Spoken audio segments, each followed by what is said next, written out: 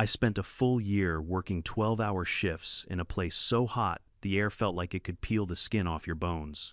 And every single day I survived it by holding onto one picture in my mind, my quiet hilltop in Arizona. 8 acres of desert wind, open sky, and the stubborn little house I built with my own hands. No neighbors, no noise, and absolutely no HOA. So when I finally drove up that familiar dirt road, I thought I was dreaming, or hallucinating from the heat. Because standing on my land were 20 brand new luxury mansions, gleaming in the sun like a Scottsdale billboard. Fresh asphalt, stone gates, security cameras, manicured lawns. And right at the entrance, bolted into my soil, was a giant sign, Sandstone Ridge Estates, private HOA community. They thought I was gone forever. They thought no one would come back to claim this hilltop. They were wrong, and they were about to learn why silence isn't surrender, it's strategy. Before we dive in, let me know where you're watching from and what time it is, and don't forget to subscribe for more wild HOA stories. When I first stepped out of my truck, the heat rising off the pavement didn't feel like the old familiar desert warmth I remembered. It felt different, artificial, manufactured, like the kind that radiates off a newly paved HOA street laid by people who think nature is a nuisance to be covered instead of respected, and that's exactly what I was looking at. 20 immaculate houses lined a road that used to be nothing but dust and mesquite. Perfect little pastel boxes with matching tile roofs, each one cookie-cutter enough to make Stepford look rebellious. My land, my hilltop, had been carved into neat little HOA-approved parcels, every inch of it wearing perfume and makeup trying to hide the robbery underneath. I slammed my truck door harder than I meant to. The sound cracked through the desert air loud enough that a couple on the nearest porch looked up from their wine glasses. They stared at me, this sunburned, road-tired, dusty old man, as if I was the trespasser here. I knew that look. The "you don't belong here" look. A look I've seen from soldiers, contractors, bureaucrats, and now wine-sipping HOA newcomers. The man raised his eyebrows, smug and mildly annoyed. The woman lifted her fingers in a tiny patronizing wave. The kind reserved for stray dogs who got too close to the picnic table. I ignored them. My boots hit the asphalt, my old dirt road, each step heavier than the last. That's when I saw it. The sign on the stone entrance pillar. Bold, glossy, expensive. Sandstone Ridge Estates. Private HOA community. Members only, on my land. I ran my fingers along the sign. The metal was new, still warm from the welder's torch. Bolted into stone that hadn't existed here a year ago. They hadn't just built homes.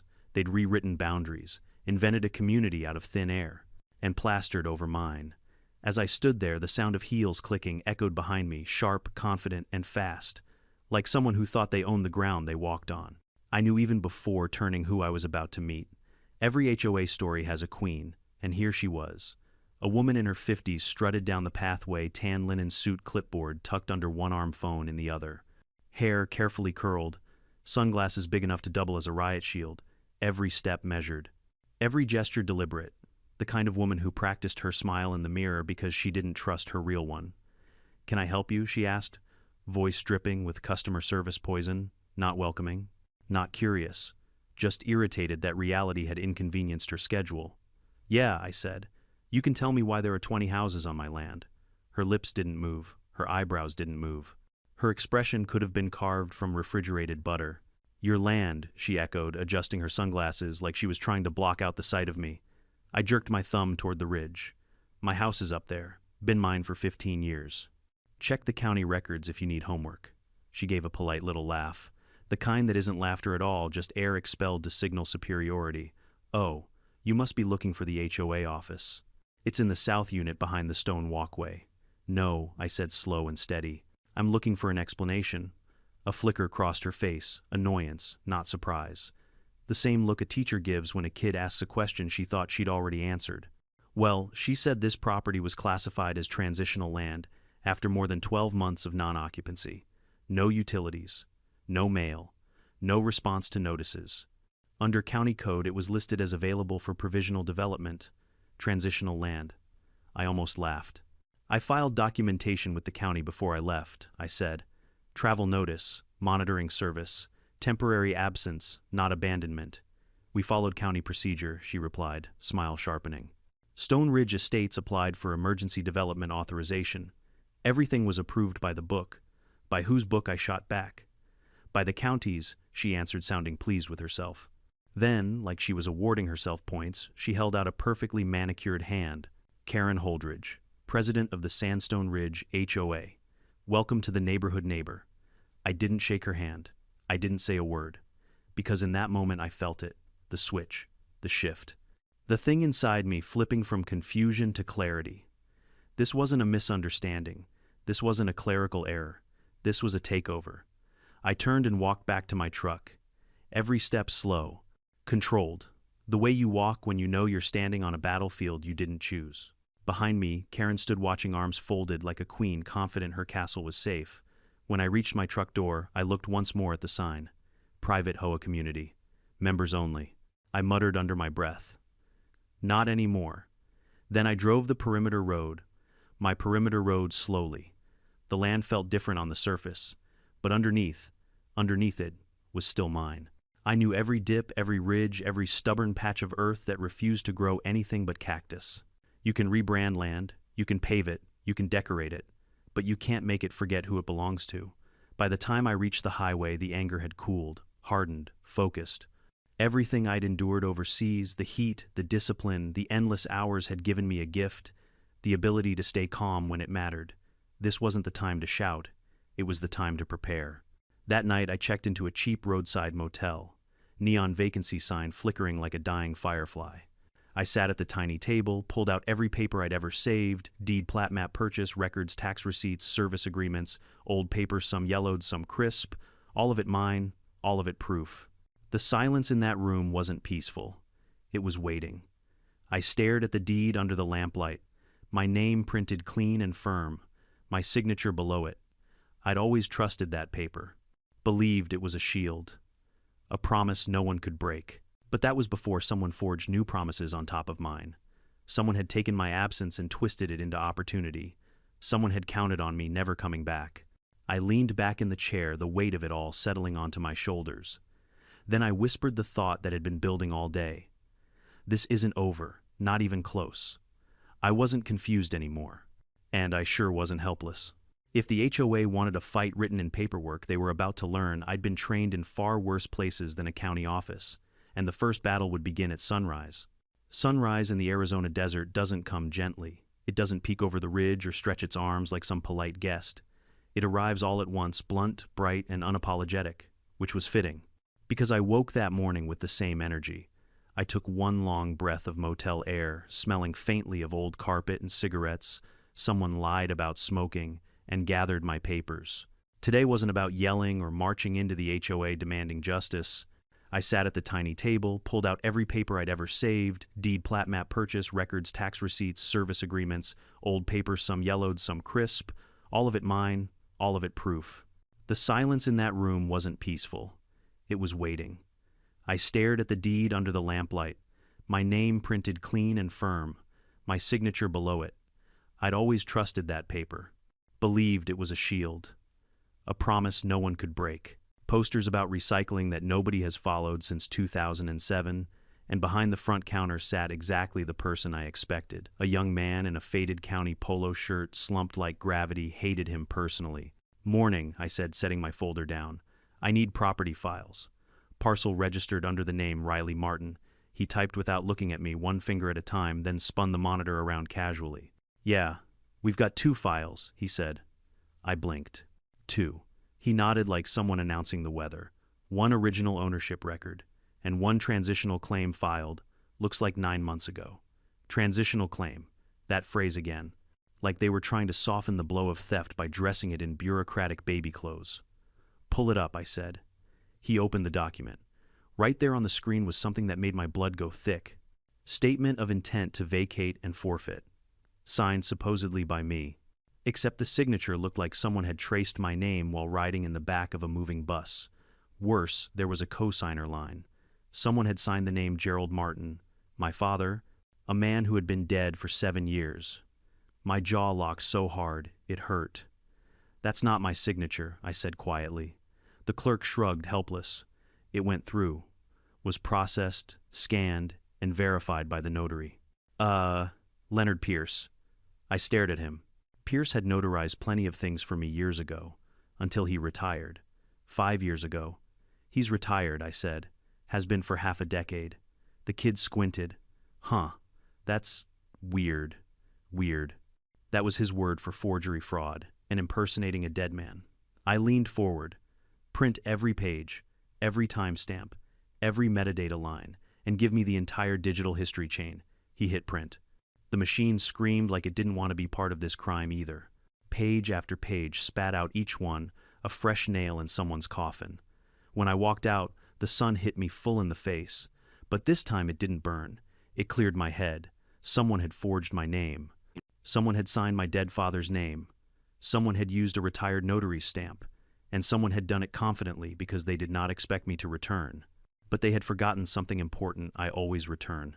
My next stop was the County Planning and Zoning Department, 2 blocks down, tucked behind palm trees that once had real green in them.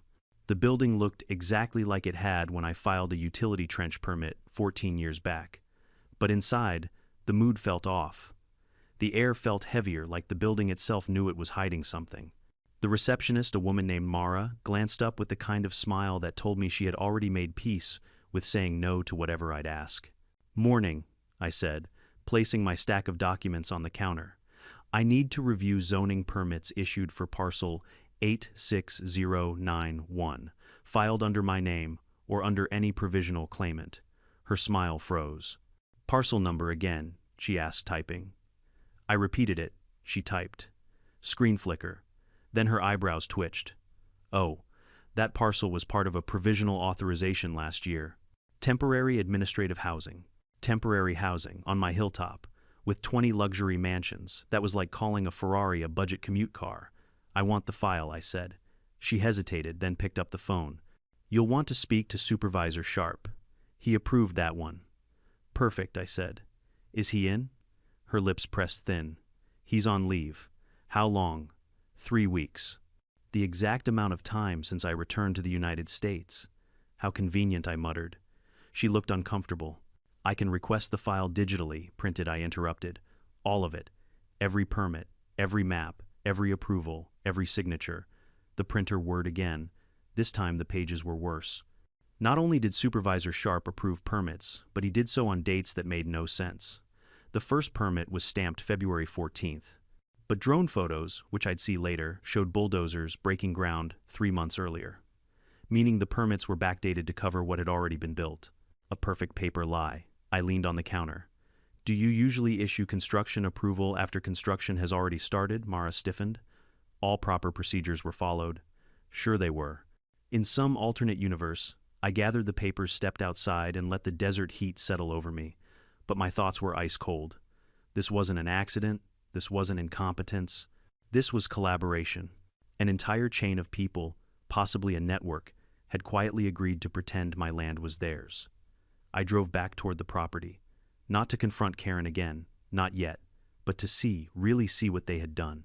As I approached the road that used to be a simple 2-track line of packed dirt now stretched out in smooth blacktop, fresh road paint, new street signs, electrical poles repainted and numbered like they'd always belonged to the HOA. Even the soil felt wrong beneath the tires, graded, flattened, engineered to fit someone else's dream. I stopped where my old mailbox used to stand. In its place was a sleek metal community cluster unit with the HOA logo stamped on the front.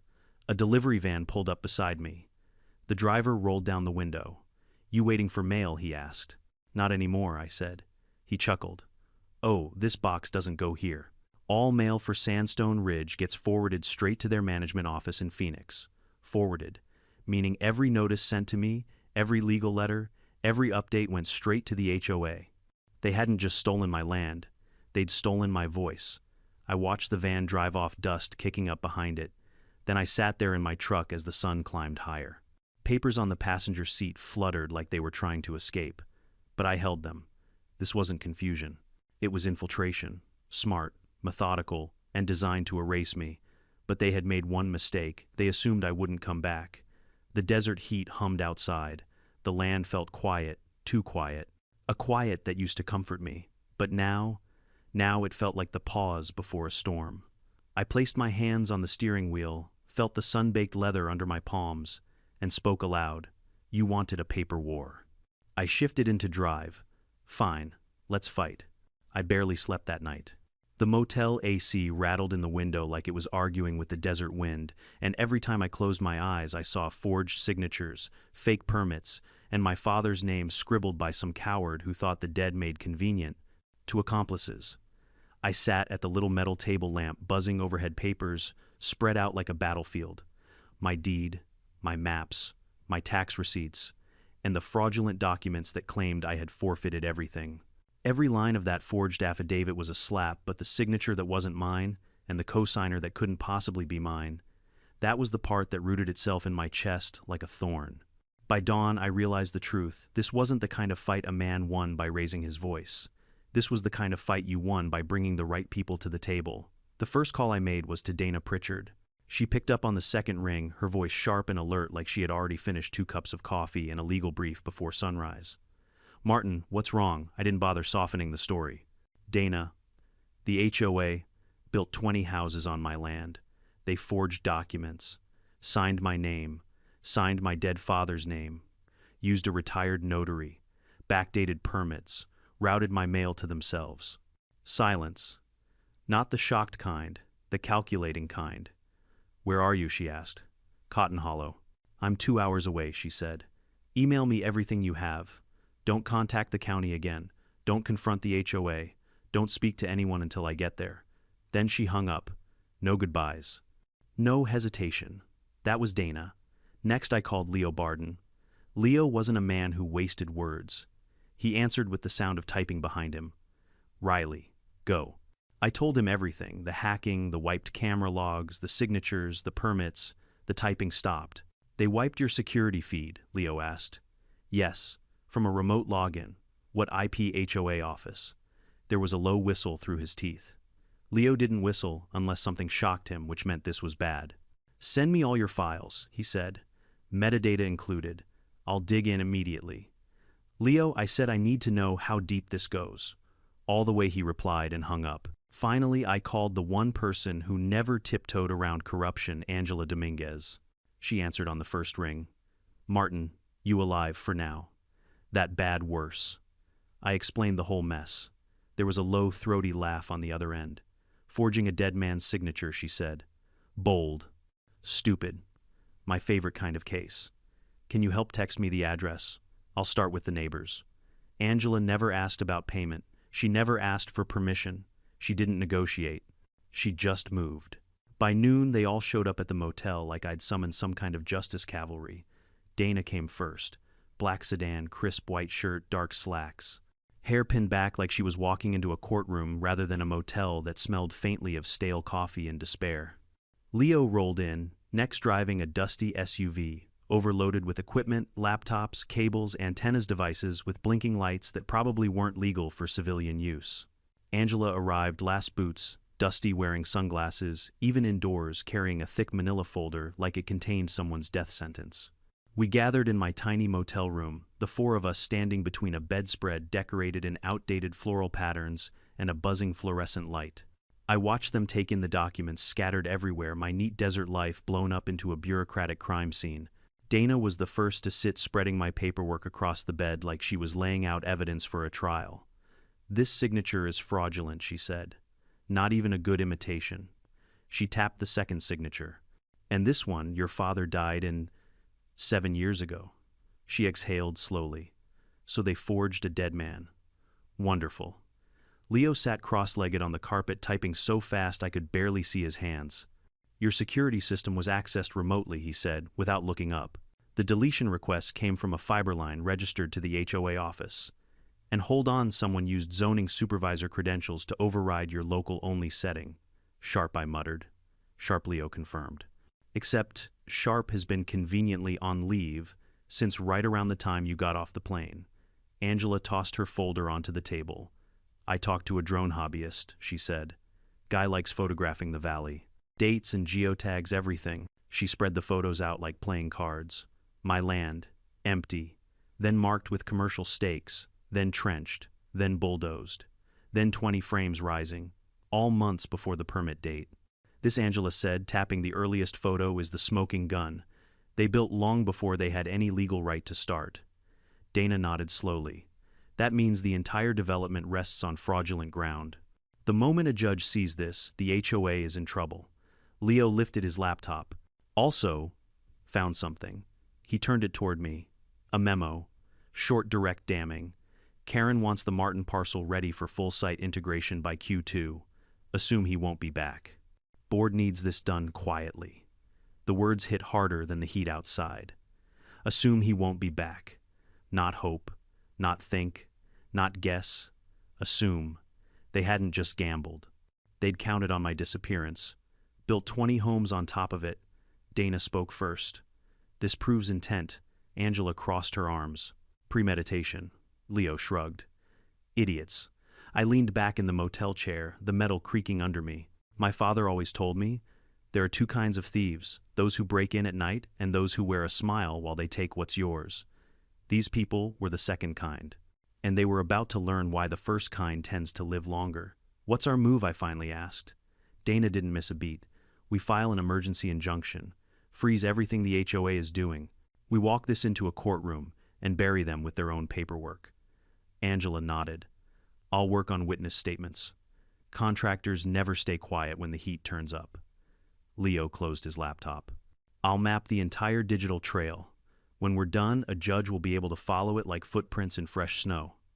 I looked around at the three of them, this improbable team assembled in a rundown motel room. And for the first time since I turned onto my old dirt road, I felt something like stability settle in my chest. They thought I wouldn't come back, I said quietly. Dana smiled, sharp and cold. Well, surprise. Angela cracked her knuckles. Time to make them sweat. Leo simply said, let's make them regret ever touching your land. I nodded slowly. They built 20 homes on my hilltop. Dana tilted her head. Then we make them pay rent. 2 days later, I found myself walking into a mediation room that smelled like stale coffee, polished wood, and corporate arrogance, the sort of place where people pretend to solve problems they actually created. Dana walked beside me, calm and coiled like a snake that knew exactly when to strike. Leo carried a slim recording device stitched into the lining of his jacket. Angela stood near the back, arms crossed, scanning the room the way a former NYPD detective does when she expects trouble. Across the long conference table sat the entire HOA delegation, Karen perched like a queen bee in a tailored Navy suit. Her attorney, a slick man whose tie cost more than my first pickup truck, 2 board members I didn't recognize but instantly disliked, and Greg the dentist, whose face tried very hard to look stern but failed miserably. They all froze when we entered, not out of fear, out of annoyance. In their minds, I was supposed to be a harmless, confused old man who would show up alone, apologize for causing trouble, and quietly accept whatever crumbs they were willing to toss my way. Instead, I walked in with a legal strike team. The mediator, a woman with an overly gentle voice and the expression of someone who'd never experienced real conflict in her life, motioned us to sit. Let's try to resolve this calmly, she said, smiling as if we were here to negotiate over a parking ticket. We're all neighbors here. Karen gave me a smile so thin it could have sliced paper. I'm glad you could join us, Mr. Martin, she said sweetly. I hope today we can clarify this misunderstanding. I settled into my chair, leaning back like a man who had all the time in the world. Misunderstanding, I repeated. Is that what we're calling forgery these days? Karen's smile flickered. Her attorney cleared his throat, ready to interject, but Dana raised a hand slightly, barely a gesture, and he closed his mouth like someone had flipped his off switch. Mr. Martin, Karen said, still holding on to that brittle smile, if you had kept your mailing address updated, none of this would have happened. We sent numerous notices to yourselves, Dana cut in. Every piece of mail for this property was forwarded to your management office. That isn't accidental. That's obstruction. Karen's face hardened for a fraction of a second before sliding back into professionalism. We followed county procedure. Interesting, Dana replied smoothly. Because the county disagrees. Karen shifted in her seat. Her lawyer leaned forward, prepared with a stack of talking points, no doubt rehearsed.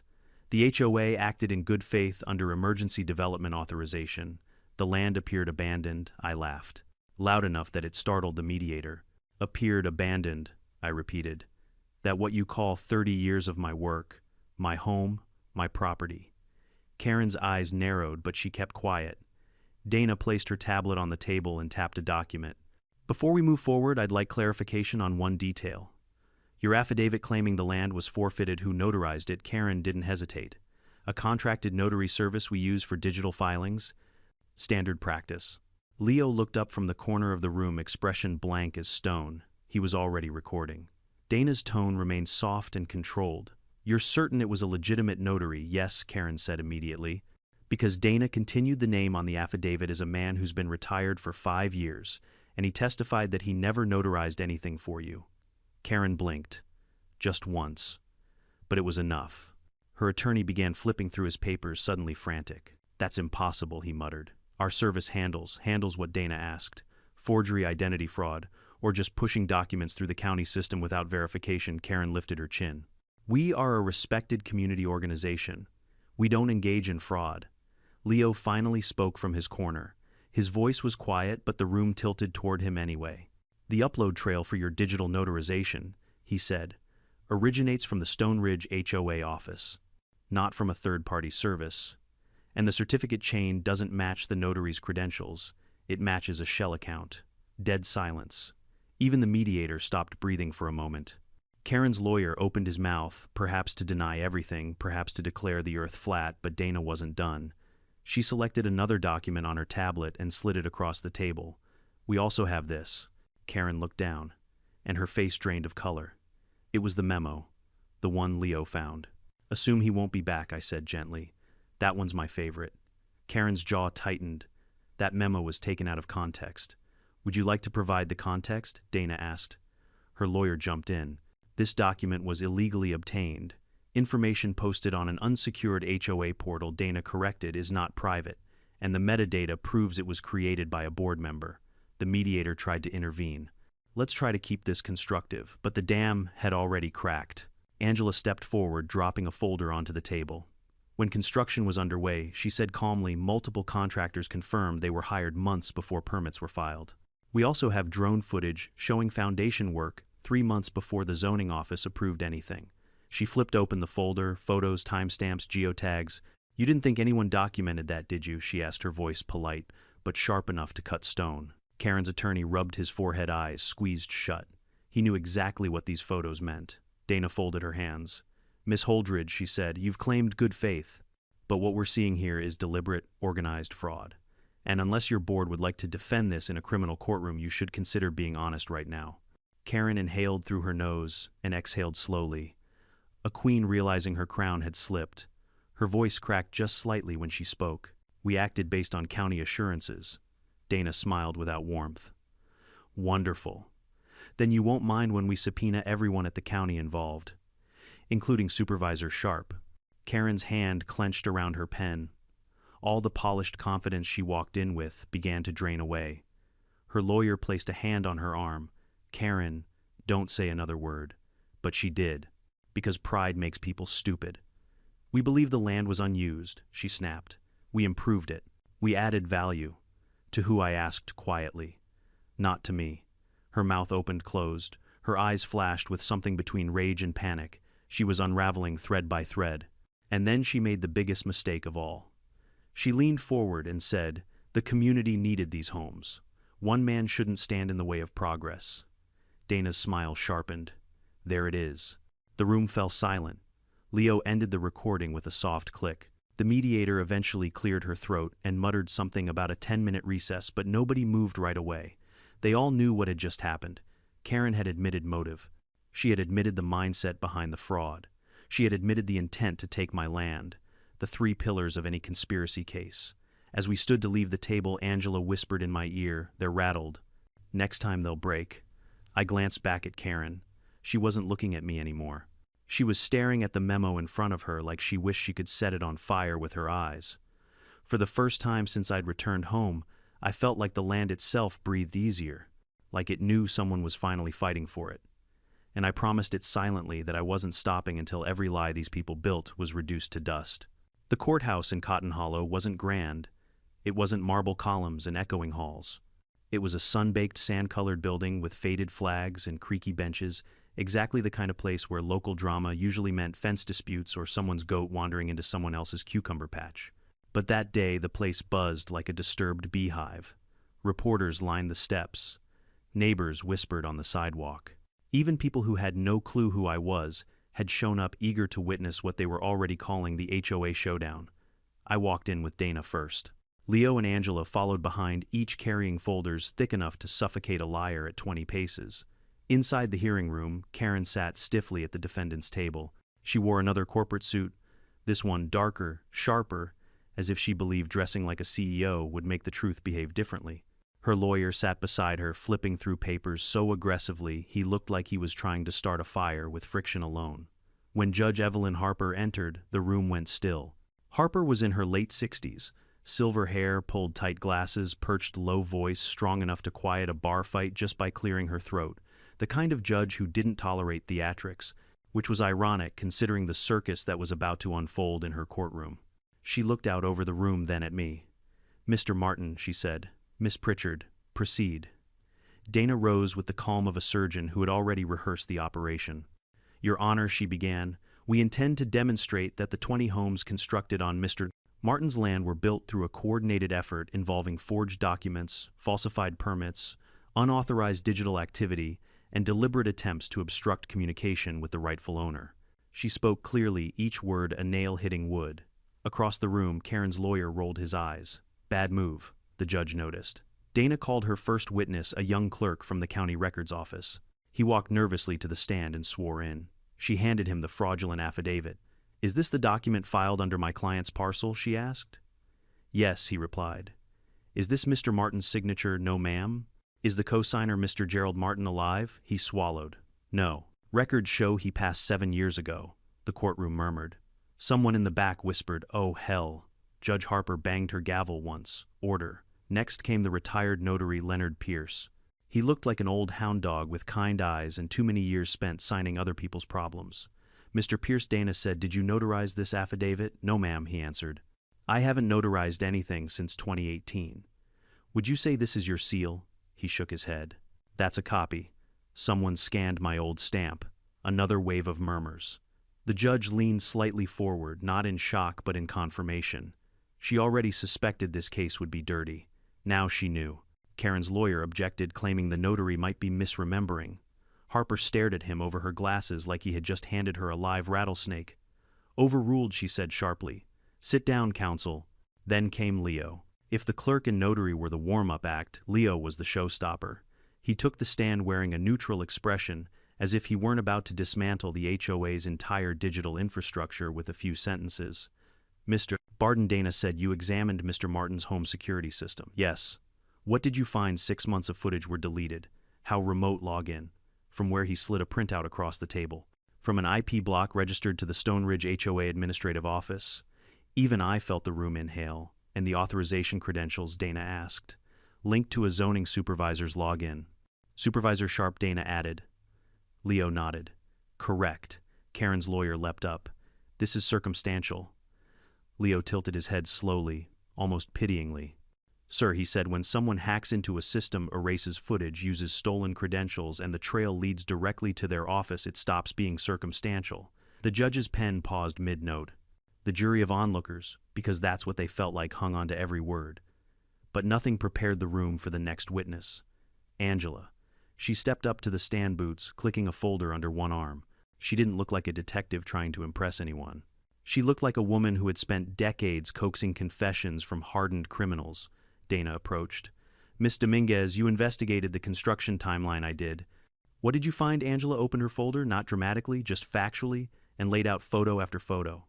Drone shots, foundation trenches, bulldozers, lumber deliveries, frames rising under the desert sun, all months before the permit date. "In your expert opinion," Dana asked, "was this construction lawful?" "No," Angela said. "This was a planned land grab." Karen's attorney erupted. "Objection, speculation." Angela didn't blink. "It's not speculation when the evidence is this clear." The judge motioned for Dana to continue. "Proceed." Dana walked to the judge's bench, placed a printed memo into evidence, and said, "Your Honor, this document was recovered from the HOA's internal system." Judge Harper lifted the paper. "This says, assume he won't be back." Karen visibly flinched. The judge looked at her over the rim of her glasses. "Miss Holdridge," she said slowly, "would you care to explain this?" Karen's lawyer whispered urgently, "Don't speak." But Karen's pride was louder than her attorney's advice. She stood. "Your Honor," she said stiffly, the memo was informal. "The land needed development. We believed Mr. Martin had abandoned." Dana sliced the air with one word, intent. Karen froze. Dana stepped forward, voice quiet but lethal. You believed Mr. Martin wouldn't return. You believed you had the right to build on land you didn't own.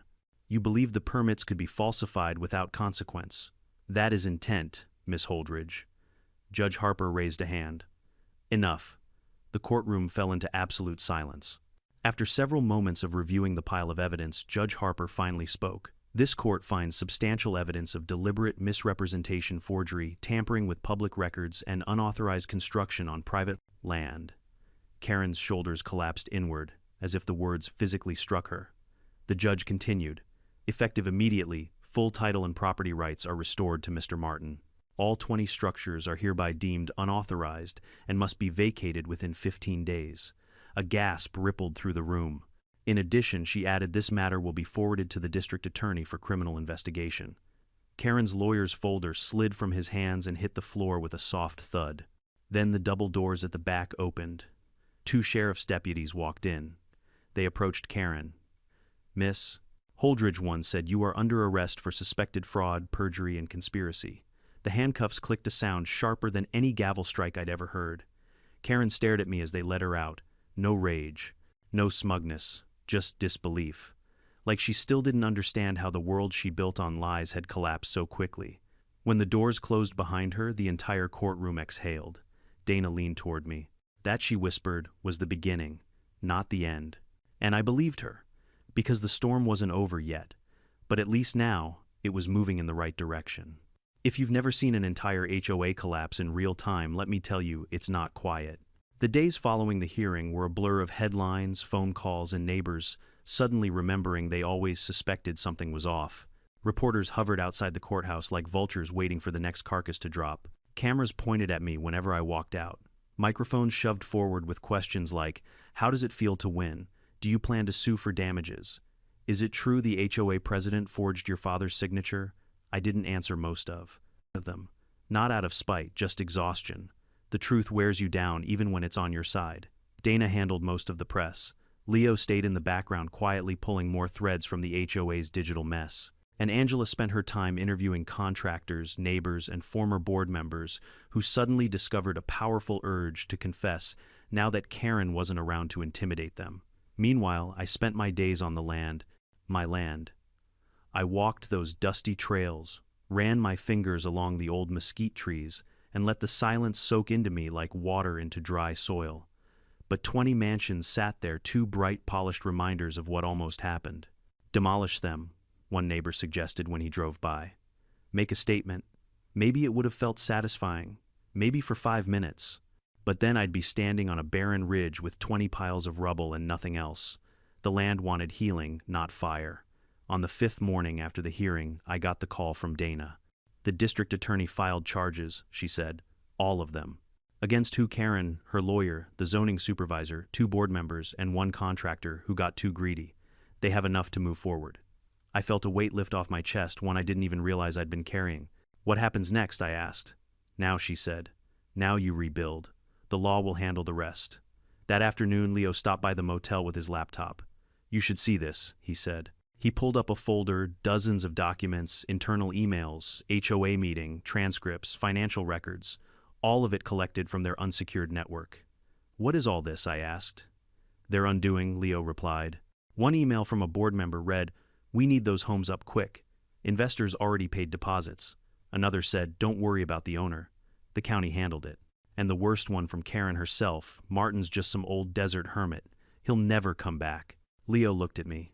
People like this always trip over their belief that no one's watching. Later that evening, Angela arrived carrying a stack of typed witness statements. People are ready to talk, she said. Turns out half the contractors hated working under the HOA. They'll testify that Karen pressured them to skip inspections and start early. I raised an eyebrow. Why speak now? Angela smirked. Because they smelled blood in the water. When you push a community too far, even the quiet ones find their voices. The next morning I went back to the ridge alone. The sun hadn't fully risen yet, and the sky was a pale wash of pink and gold. I stood at the edge of the old property line, the place where my grandfather once told me, land remembers who cares for it. He was right. It remembered, even under the mansions, even under the fresh pavement. The ridge still felt like mine. As I stood there breathing in the morning air, a truck pulled up behind me. It was a local builder, Tommy Bates, a man who'd known my family for generations. He stepped out dusting off his jeans. Heard what happened. Damn, shame what they did. Yeah, I said. But it's done now. He shook his head. No, sir. Now it's time to rebuild. You want help fixing your fences? I did. Tommy brought 5 of his workers that same afternoon. Together we tore down the HOA's custom metal gates and replaced them with honest wood posts, thick, rough, desert-worn. The sound of hammering felt like reclaiming a heartbeat. While we worked, Tommy said, you know you could make something out of those houses. Turn a bad memory into a living. I paused. The idea had been sitting in my head for days. What would you do with 20 empty mansions? I asked. Tommy chuckled. Rent them out. Folks love a good story. And yours hell people will pay just to take a selfie in front of the house the HOA stole. That night I walked through each home. They were beautiful in an artificial way, shiny counters, sterile tile floors, walls untouched by weather or time. They didn't belong to the desert, they belonged to an HOA brochure. So I changed that. For the next several weeks, I hired local carpenters, plasterworkers, and craftsmen to restore every house. We ripped out the generic finishes, replaced them with reclaimed pine adobe-style textures, desert stone. We installed wide porches facing the canyon. We let the land breathe into the walls. Each home became a blend of desert soul and modern comfort, something the HOA never understood. Word spread fast. People wanted to visit, to stay, to hear the story firsthand. The booking requests poured in before I even finished renovating the first 10. But the real victory came 2 months later when I finalized a surprising deal. The HOA, what remained of it, agreed to pay me monthly rent for the use of the community's shared facilities. They'd built the clubhouse, the fitness center, the pool. It was either that or see their investments rot. They chose rent. The irony wasn't lost on me. The same people who tried to erase me were now helping fund my retirement. One evening, as the sun dipped behind the canyon, I walked the ridge with a cup of coffee. The light turned the desert gold, and for the first time in over a year, I felt peace, true peace, settle inside me. A car drove up the road. A couple stepped out, middle-aged, polite, carrying a camera. Are you the owner? The man asked. Sure am. They say this is where the HOA tried to steal your land, I smiled. That's right. And now you rent the houses to tourists, the woman said, eyes wide. Yup, and the HOA pays me rent too, they laughed, amazed. Before they left, the man shook my hand. Honest question, he said. Was it worth fighting this hard? I looked out at the land, my land, breathing easy again under the open sky. Oh, absolutely, I said. Because the moment you stop defending what's yours, someone else will claim it. As they drove away, the wind picked up, carrying the scent of sage and warm stone. The quiet settled again, the same quiet I'd been chasing since the day I stepped on that plane. And for the first time since everything began, the silence didn't feel stolen. It felt earned. It took months for the dust to settle, literally and figuratively. Arizona storms have a way of blowing grit into every crack and crevice, and so did the fallout from the HOA's collapse. Even after the judge's ruling, even after the arrests, even after the headlines cooled down, I still woke some mornings unsure whether all of it had truly happened. Some part of me expected to walk outside and see those forged signs back on my land. Stone Ridge Estates. Members only. But no, they were gone. Hauled away like trash. What remained was mine. Yet the land still carried the echo of everything that happened. You can't tear down 20 mansions, 20 lies without leaving behind a few ghosts. But I didn't want ghosts. I wanted purpose. So I spent the weeks after the trial rebuilding, not the houses, not the fences, not even the land itself. I rebuilt my life. The first change I made was simple. I moved back into my old hilltop home. The porch swing creaked the same way it always had. The floorboards remembered my footsteps. The wind still sang through the canyon at dusk. All the little things the HOA had tried to bury were still there. And as I settled in, something unexpected happened. The locals came. Not out of curiosity, but out of respect. Old ranchers, young couples, even construction workers who'd helped build the HOA mansions showed up with their heads low, offering their hands. One man, a contractor with sunburned cheeks and eyes red from guilt, stood on my porch and said, Sir, Karen told us the land was cleared. She said the owner had sold it and moved overseas. We wouldn't have touched a single rock if we'd known the truth. I believed him. Most people aren't villains, they're just misled. I shook his hand and said, help me rebuild it right. And he did. The next weeks turned into a kind of pilgrimage. Workers spread out across the ridge, tearing down HOA fences, removing metal stakes, cutting away the artificial landscaping the HOA had forced into the desert. The land began to breathe again. Small tufts of sage returned. Earth cracked open under fresh sun. Coyotes prowled the edges again, curious but cautious. It felt right, but the biggest transformation was still ahead. The mansions, those 20 spotless, soulless homes, were no longer symbols of theft. They were opportunities. I approached them one by one. Some still had furniture left behind, the kind realtors use to trick buyers into imagining a life that doesn't exist. Others were stripped bare, echoing with emptiness. But all of them stood solid, sturdy, built by people who had no idea they were building on my land. I knew exactly what to do with them. When you fight a war of paperwork, there are no burning towers, no dramatic explosions. You don't get the satisfaction of watching an enemy fortress crumble. What you get instead is ownership, quiet, lawful, undeniable, and what you do with that ownership says everything about who you are. I wasn't going to destroy what they built. I was going to transform it. By midsummer, all 20 homes had been renovated desert style. Adobe touches, reclaimed wood beams, stone fireplaces, wide porches with views stretching across the valley. I hired every honest local craftsman I could find, and together we turned a crime scene into something rooted and beautiful. And people came, tourists, writers, photographers, veterans seeking solitude, families wanting someplace honest to stay. The place filled up faster than any of us expected. One evening, as the sun dipped behind the ridge and painted the sky with gold, I stood on my porch with a cup of strong coffee. The lights of the 20 homes flickered across the valley, like small fires, warm, alive, peaceful. I was halfway through my drink when a sheriff's SUV rolled up. Deputy Clark stepped out, a tall man with a mustache that probably had its own zip code. "Evening, Mr. Martin," he said. "Evening, Clark." He handed me a thick envelope. Latest update from the district attorney. I opened it slowly, scanning the first few lines. Clark watched my expression shift. "Good news?" he asked. "For me, yeah," I said. "Bad news for them. The charges were finalized.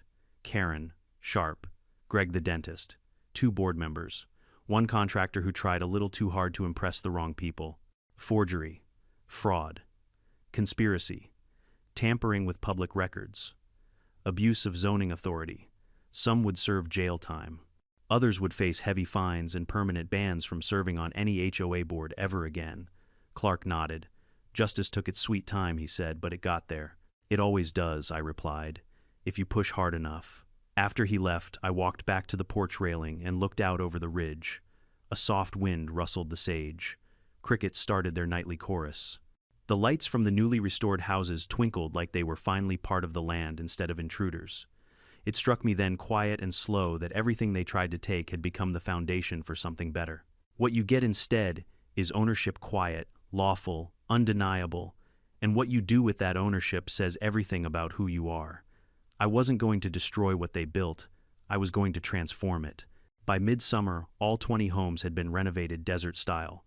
Adobe touches, reclaimed wood beams, stone fireplaces, wide porches with views stretching across the valley. They'd rented one of the houses for the weekend and wanted to see the view from my porch. The man asked, "Is it true? The whole HOA tried to steal this place from you?" I nodded. He shook his head in disbelief. "And now," the woman said with a smile, "they pay you rent." "That's right." She glanced at the sunset, at the home I built, at the land, breathing under the open sky. "And you didn't give up?" "No," I said simply. "Because silence isn't surrender. It's strategy." They stayed for a while, watching the light fade. Then they thanked me and walked back downhill, their flashlights bobbing like fireflies. When they disappeared from view, I sat alone again, just me, the desert wind, and the hum of the land settling into night. As the last colors bled from the horizon, I closed my eyes and let the quiet wrap around me. Not the stolen quiet I'd found months ago, not the angry quiet after betrayal, but the true quiet, the sound of a place that finally remembered who it belonged to. And I whispered the same words I'd said when this all began. "I'm home." Because if you wait long enough, if you persist long enough, if you believe in what's right long enough, justice finds its way home. If this story moved, you leave a comment about what part resonated most, and don't forget to subscribe for more real HOA stories that remind us why standing up matters.